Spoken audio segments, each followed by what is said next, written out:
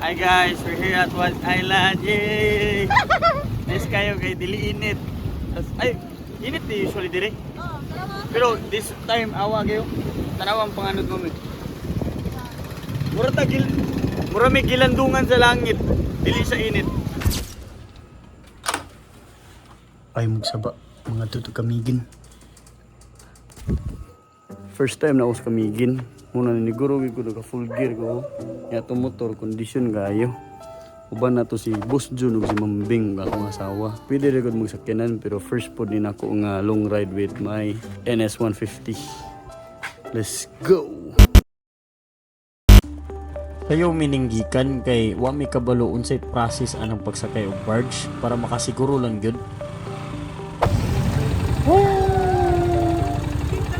First long ride na mo sa motor, first long ride na mo do ah. First long ride po na to. No? Fast forward ni abot mi sa Balingwan Port, syempre wa mi hanaw sa himuon gani na i-fixer, salamat kang kuya. Daghan kay tao, taas kang linya sa mga sakyanan. So sakto gyud among choice nga magmotor.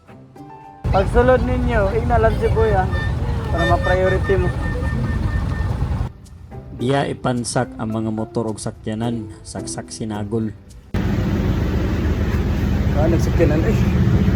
Ako jud pinakaulahi nga gipasulod kay dako do kay akong motor, ila pang giplastar.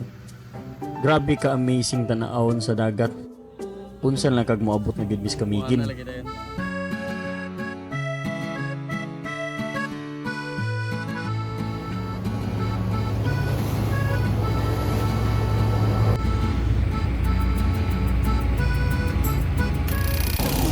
Welcome to Kamigin.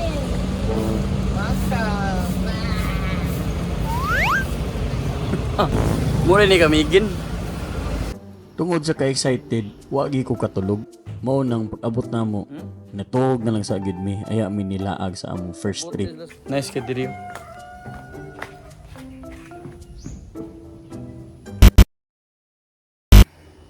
Natog og gadjut. Kami as winter diri sa kamigin kay bugnaw kayo. Siguro kay palibutan sila dagat kay sa dalan ganyan dagan magay dagat tapos palibutan pug kahoy. So ang hangin gikan sa waves siguro then ma-filter pag sa mga kahoy nang lamig ang hangin. Basta sa init siya. O pero dili siya init like para sa ato sa syudad. Di po siya tugnaw. Pero di siya alimot.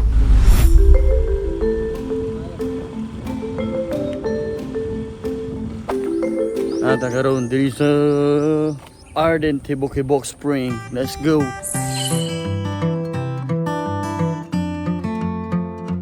Ardent Hot Spring is located in Mambaho in the Camiguin Island. To be honest, I was kind of shocked kay hot spring ba siya pero nganong dili siya init. Di po siya bugnaw pero medyo bugnaw siya. So it's the opposite. I don't know why. If you know anything else about this, please comment down below. First time niya mahumol guys. First time guys, mahumol guys.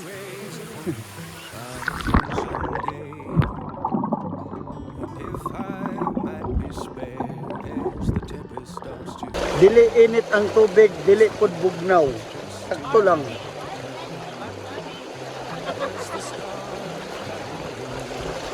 But what's important is lingaw gid siya. Yeah, warm ang water ba, very relaxing especially sa ato nga kugi kay manrabaho. At least we had the chance to experience this and very stress reliever gid diri sa kamigin kaayo kay grabe ka nature. 1 2 3 go.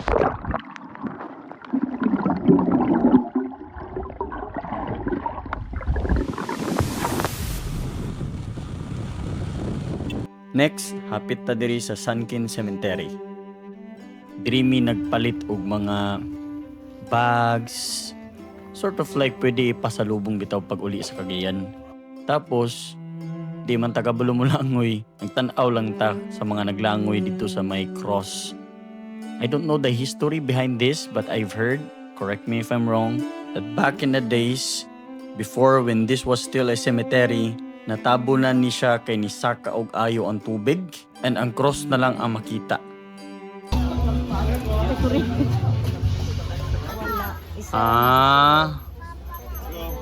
Kato na lang lad. Thank you. The old church ruins in Camiguin, known as Guyub Church or the Old Spanish Church ruins. Kini nga mga tsada nga mga walls bitaw nga murag mga bato nga dagko. It has said that these have survived volcanic eruption from Mount Volcan and Mount Ibok-Ibok here in Camiguin. Today, they stand as a hauntingly beautiful landmark on the island. Very old-ish and very nature good siya. So that's why I asked some of their stuff here and they've said that daghan na daw nagpakasal diri. Diri gikasal, gianian og pare, tas diri pud ang reception. How romantic is that, right?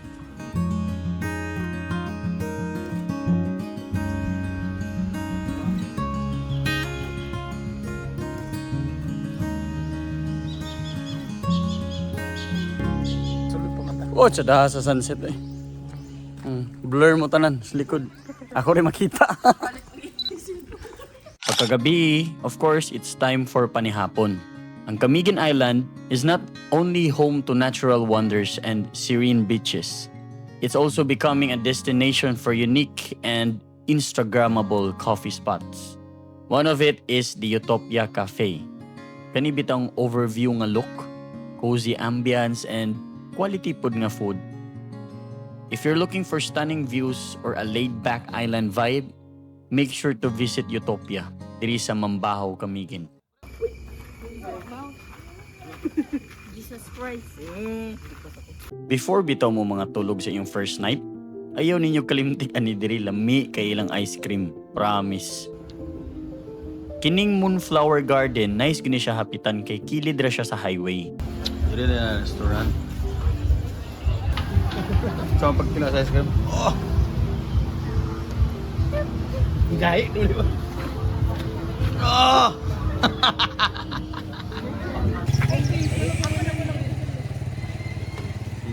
Of course, pagka morning, sayo kami ng mata, excited for the White Island. Grabe kadagan tao. Timing pod ni siya nga month, daghan kay mga student athlete na among kasabay. According to the internet, White Island attracts thousands of tourists every year. The island can be accessed from Barangay Agoho or Barangay Yumbing in Mambaho, about 4 to 6 kilometers. Man ang island na nabusing dito pa. Dito. Malayo na dapit. Small boats can be hired from any of the beachfront resort that face in the island. So gikan diri, kailangan ta mo sakay aning bangka para makatabok ta padulong sa White Island.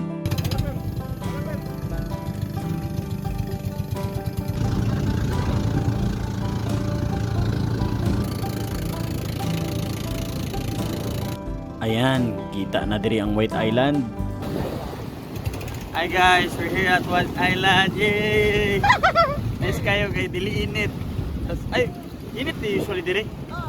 Pero this time awa kayo. Tanawang panganod mo. Mura may gilandungan sa langit. Dili sa init. Ug nawas tubig eh. Grabe na amaze kay ko kay clear kay ang water. Nya blue kay tan-aw ng dagat. And it's surrounded by mountains. Mura siya dagat bitaw nga.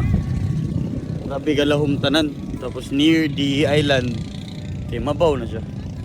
Tapos ana tong mga kuan dito kay nagday times nga mo wala ning island dun sa kusog sa ulan or so ba.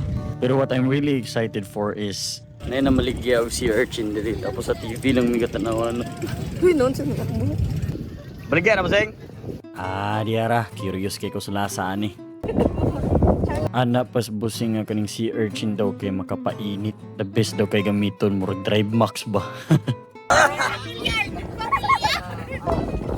Makita naman ninyo sa kung daggoy kung gilamian ba ko o wala.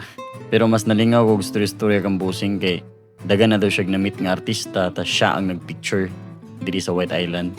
Ay bilat na artista na ka boss. Dabi pag shoot nila boss. Niyo ka, ito na po ang pagkain mo. Ana ka. Suwaki ni. Tingkan ni. Unsa may lasa ani?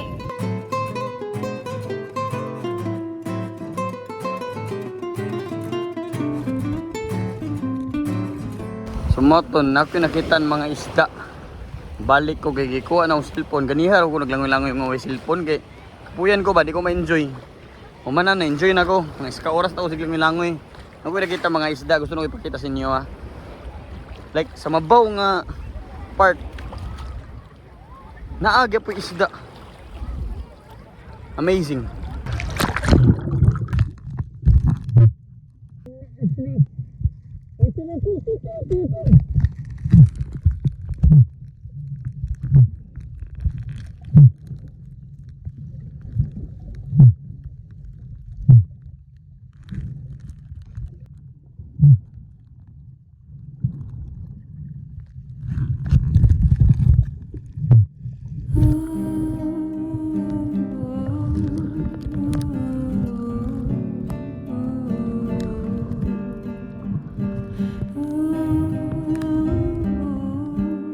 Ayaw na lang adtui ang uban. Ayaw lang gud kalimot og ani diri sa White Island.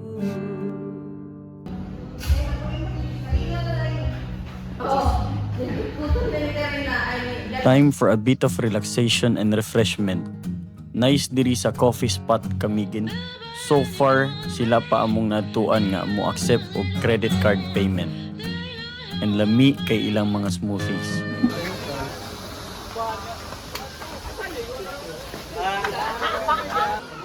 Bora Soda Waterpool. The Bora Soda Waterpool is a natural cold spring fed by soda water. Karon ra gid ko makaligo og kapila na ko nilagay kadua. Katulo niya ikatulo sa kadlaw. While you're not allowed to drink directly from the pool, the facility has designated faucets where you can fill up your bottle and drink the soda water. Imami. This is located in Catarman, area of Camiguin. It is about 35 minutes motorbike ride from Mambaho, and the entrance fee is 150 pesos only per person.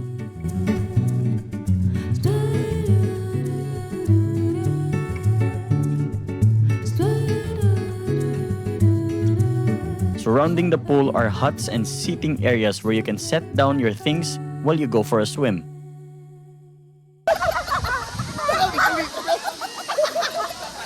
O diba, di kay klaro nga happy Kimi.